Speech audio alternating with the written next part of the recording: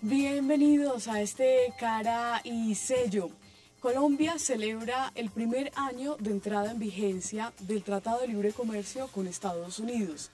El gobierno dice que 187 productos nuevos y que más de 700 empresas están entrando a esa economía. Por su parte, los críticos dicen que se está importando más de lo que se está exportando. Otros señalan que no se está aprovechando y algunos otros solo esperan que el tiempo defina mejor los resultados a favor y en contra. Hoy los invitamos a una charla desde la academia sobre lo que ha sido este acuerdo comercial.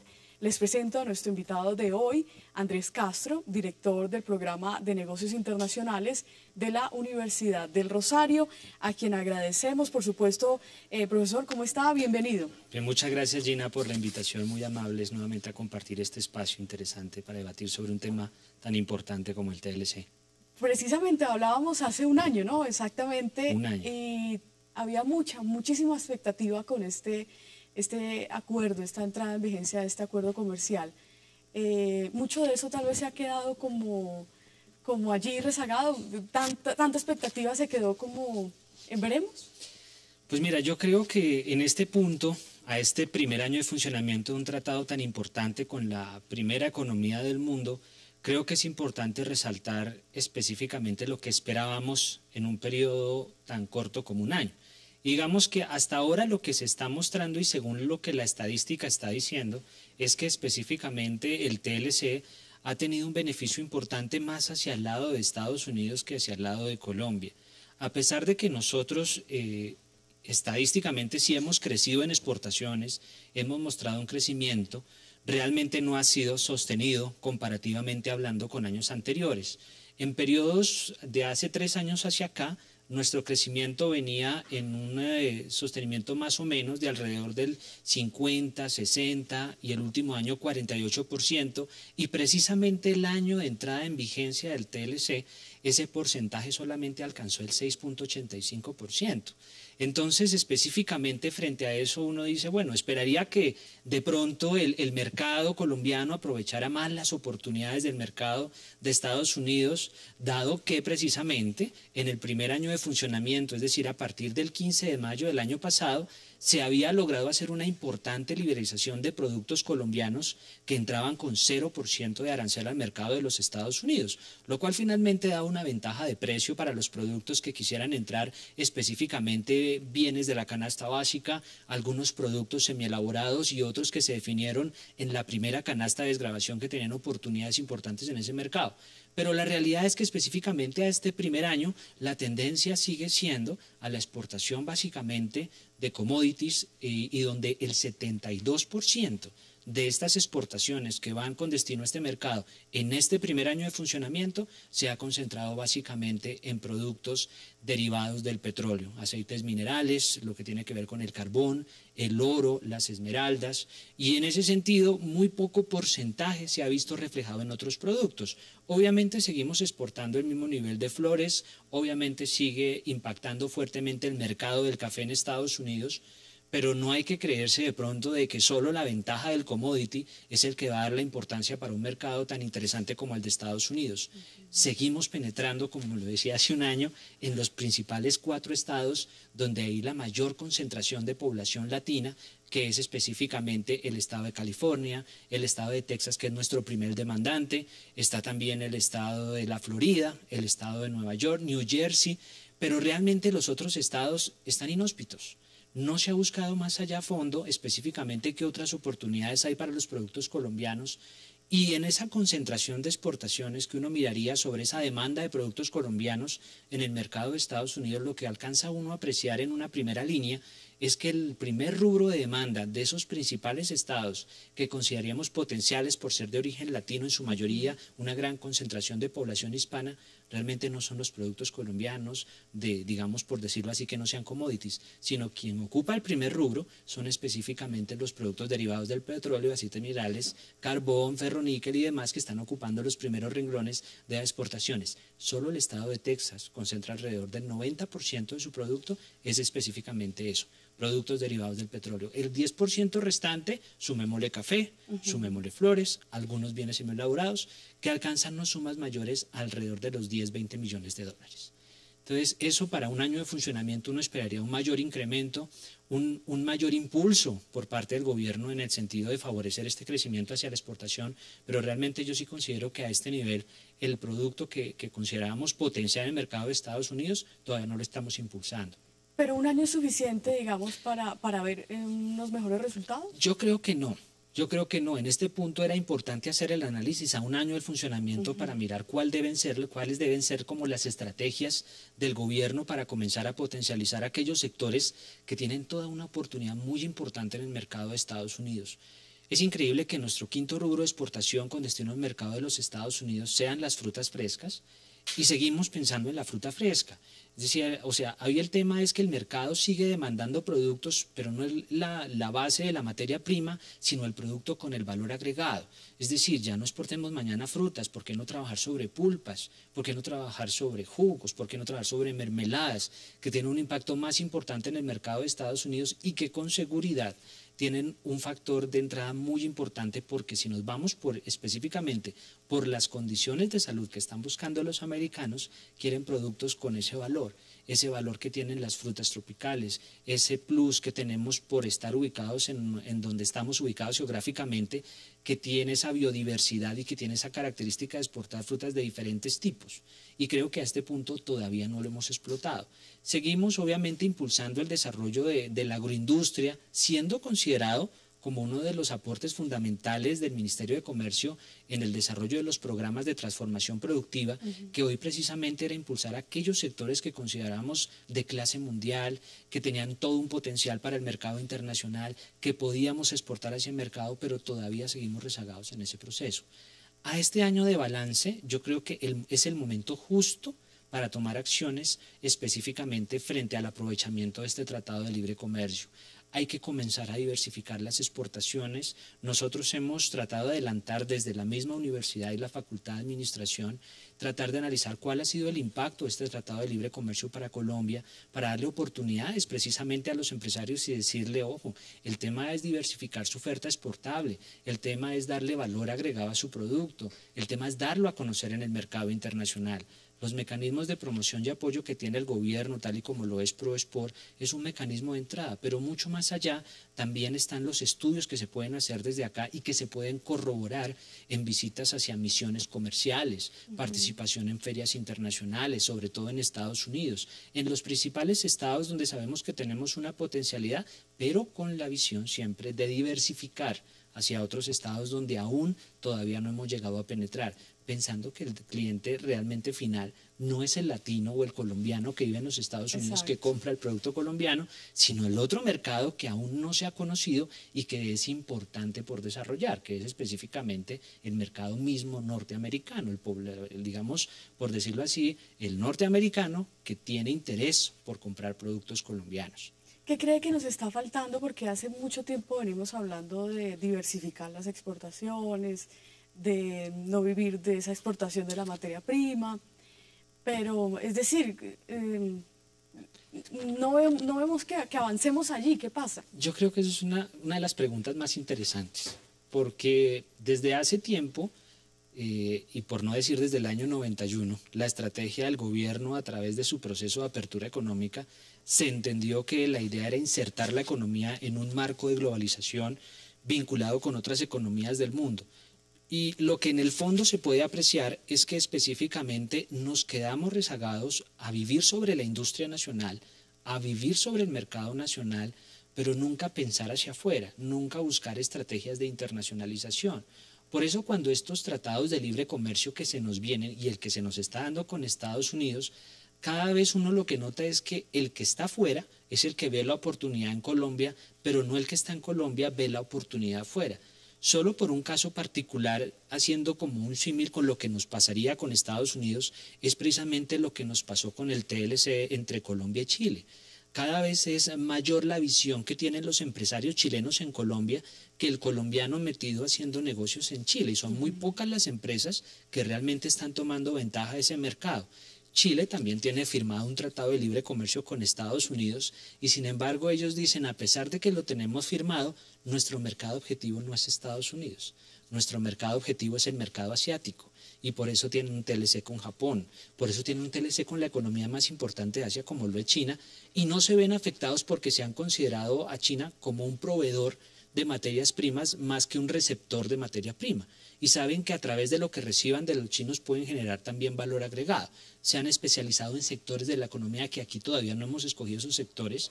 Ellos encontraron unos sectores específicos por donde potencializar y darle oportunidad al mercado internacional, tal como sucede con el sector vitivinícola, donde han encontrado todas las oportunidades posibles, productos que se caracterizan solamente por un hecho, porque específicamente con el paso del tiempo, como ocurre específicamente con este sector, es que estos productos valen más. Un vino hoy puede tener un precio, pero en 10 o 20 años vale 4 o 5 veces más de lo que vale hoy.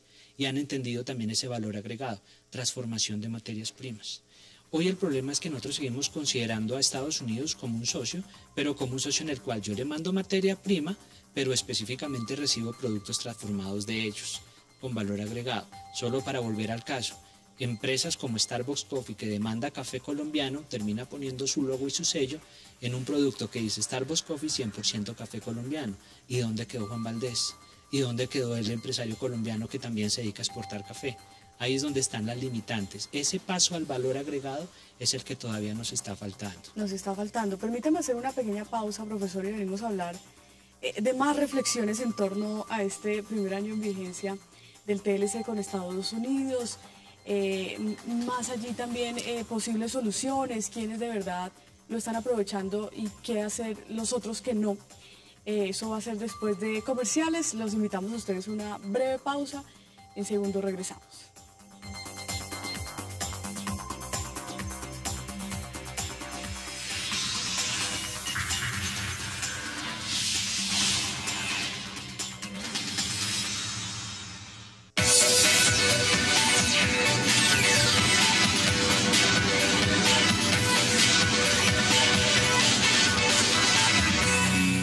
¿Piensas que eres hincha? Porque como todo hincha, crees saber más que el técnico. ¿Qué alineación parar? ¿O cómo ganarle a un contrario? ¿Crees que puedes hacer más con el balón que un jugador? Pero como hincha, tienes una responsabilidad más grande. Enseñar que llevar la camiseta tiene un significado mayor. Que hay que hablar menos y gritar más. Reventar la garganta para apoyar al equipo. Sobre todo cuando las cosas no salen bien. Porque su grito lo oirán en la cancha, lo oirán ellos, esos hombres que ponen todo por el país. Enséñale a no conformarse con ser un hincha más, que aprenda a ser el jugador 12, el que achica rivales, ese que hace sentir la cancha cuando juega la selección. Un buen hincha no nace, se hace. Pacific, incondicional por Colombia. Regresamos con Cara y Sello.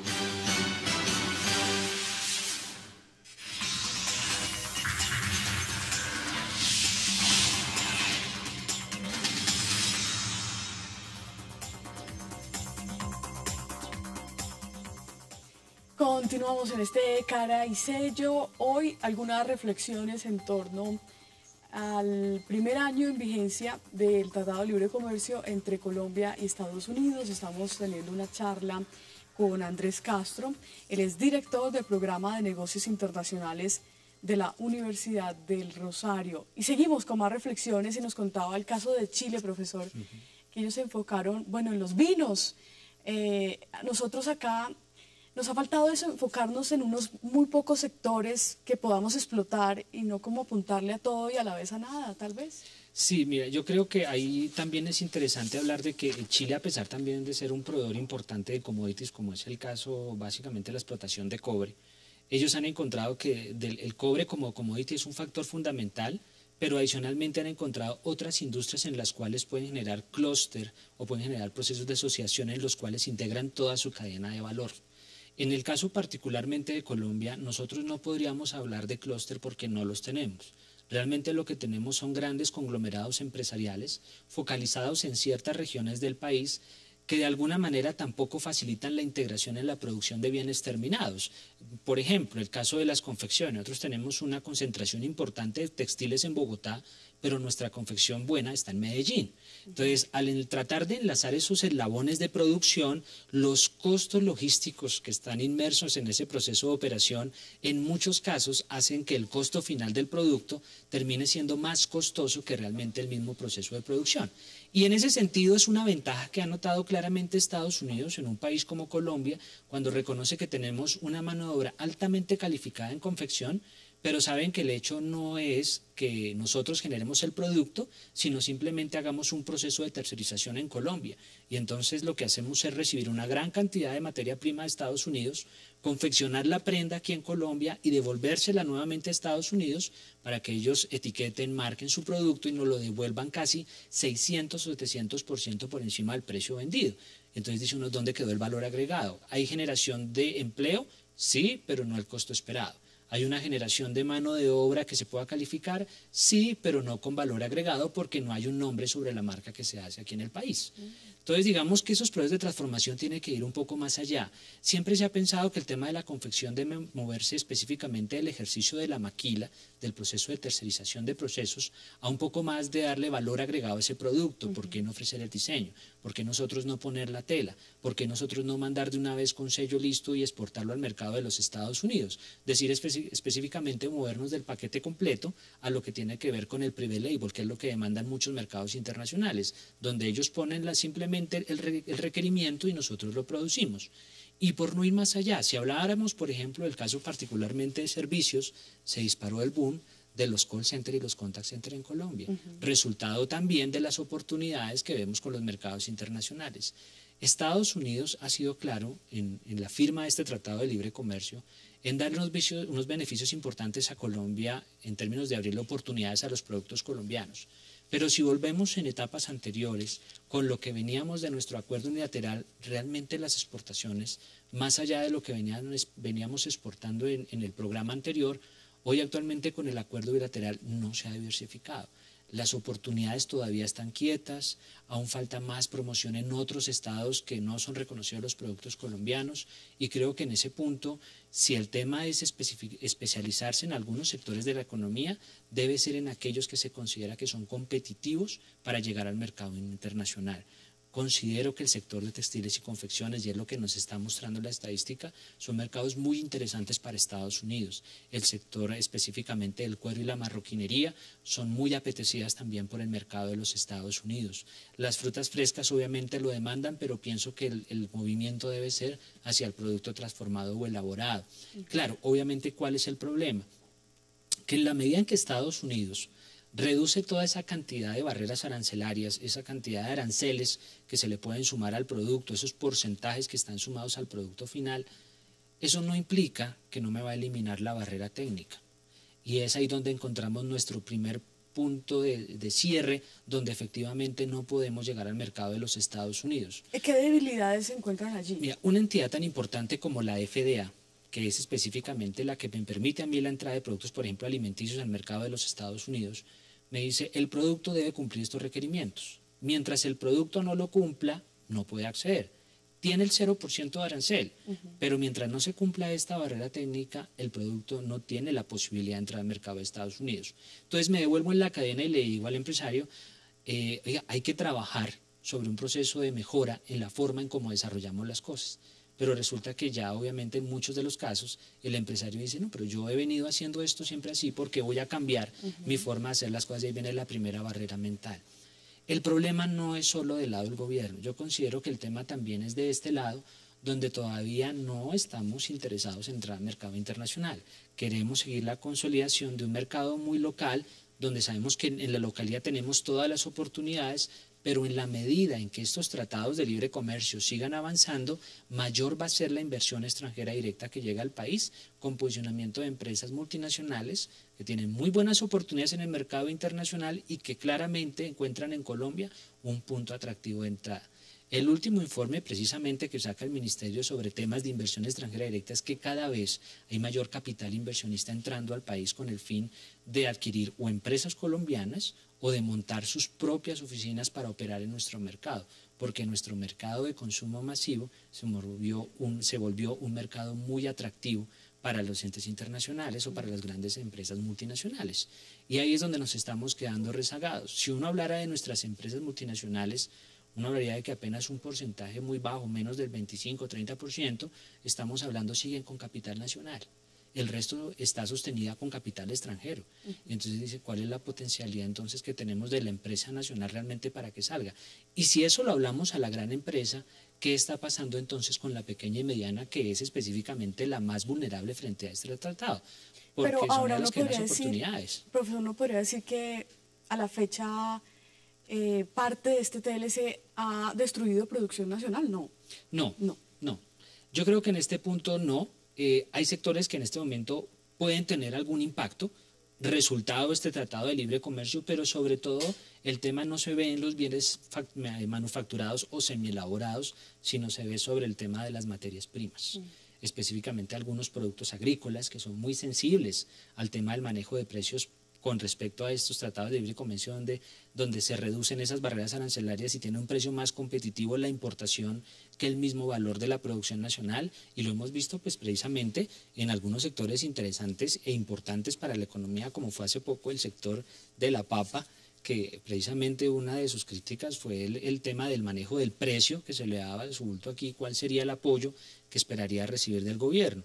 Se suponía que bajo una agenda interna que se había creado, habían una serie de ayudas con el fin de fortalecer el sector agrícola del país, pero realmente esas ayudas han quedado en veremos.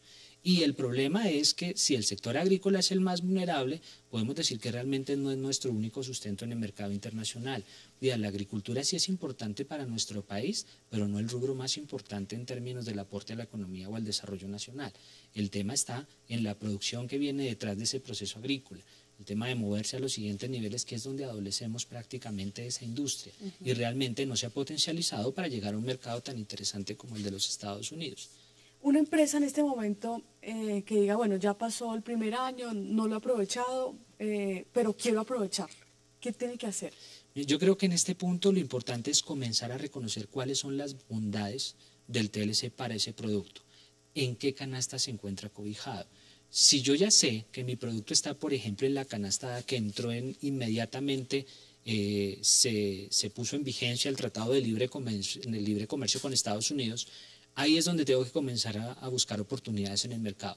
Y considero que el tema no es desde aquí, porque muchas veces se considera que la inteligencia o el proceso de investigación de mercados quedado solo aquí por una búsqueda de alguna oportunidad que sale con Proespor y digamos allá hay una potencialidad, no, sino que hay que ir allá, mirar el mercado, mirar cómo se comporta, cuál es su característica, cuál es el perfil de cliente que voy a buscar en ese mercado. Una vez dado eso, ahí sí puedo buscar todos los entes necesarios en Colombia para de alguna manera solicitar algún apoyo que no necesariamente sea solamente el económico, sino las posibilidades de dar a conocer mi producto en esas posibilidades que yo encontré dando ese viaje que hice o dando esa condición de acceso que me puede estar dando el Tratado de Libre Comercio en el momento de desgravación de aranceles, que es decir, ya 0% es un factor fundamental, eso es un precio competitivo a la entrada. Pero lo que sí hay que tener en cuenta es que ojalá ese factor de competitividad que se tiene en precios solamente por la reducción arancelaria no se pierda por el costeo logístico del producto, que es donde tenemos nuestro gran problema también. Infraestructura. Definitivamente. Ese es uno de los aspectos que considero deben evaluarse hoy y debe ser visionado a futuro porque efectivamente si eso no lo mejoramos hoy, los precios van a perder competitividad en el mercado internacional. Pero el gobierno trabaja en ello, profesor.